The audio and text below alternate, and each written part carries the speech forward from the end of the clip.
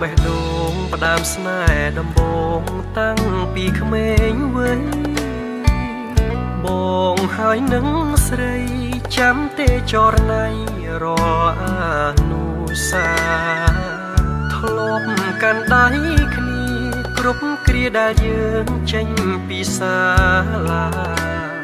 អូនខ្សឹបប្រាប់បងថាធំកាលណា